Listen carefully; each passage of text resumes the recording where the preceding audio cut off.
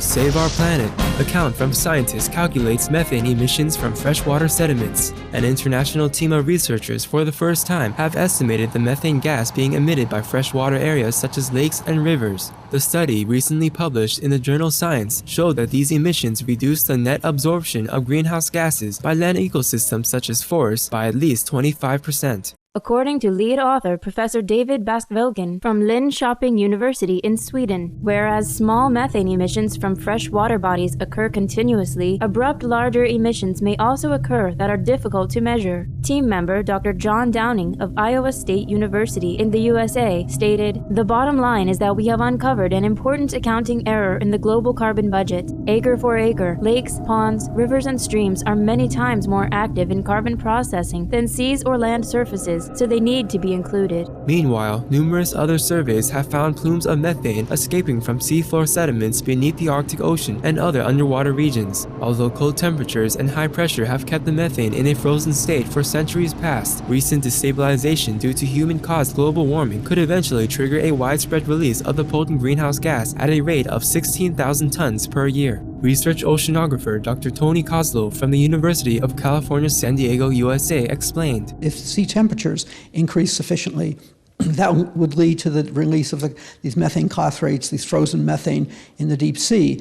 And once that process starts, it would just snowball." Oceanographers also forecast that such a release would generate too many methane-consuming microbes, creating an imbalance as they consume the water's dissolved oxygen and generate carbon dioxide. The resulting oxygen depletion and acidification of the oceans would disrupt ecosystems and form dead zones, which in turn would undermine a vital oxygen source for the entire planet. Dr. Kozlow points to a major marine mass extinction event in the past. One of the real concerns is that about 55 million years ago, the best available evidence is that much of the methane that was trapped in the deep ocean was released very suddenly in geological terms. And this led to a huge warming, and it actually led to the extinction of much of the life in the oceans.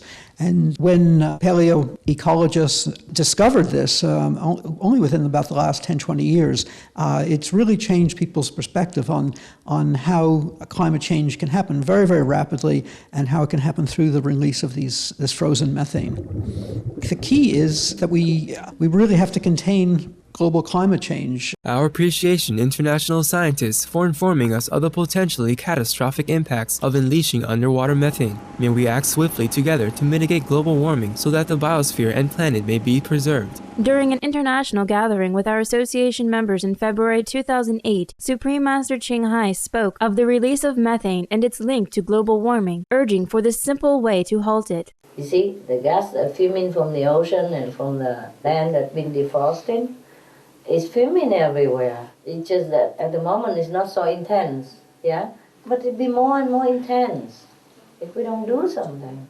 Everybody knows by now from the UN report that meat eating, animal raising is one of the worst factor, or even the worst factor of global warming. And nobody talk about it. What is so difficult to put down one piece of meat and replace it with one piece of tofu, which is exactly the same, better nutrition, better for your health, more economized.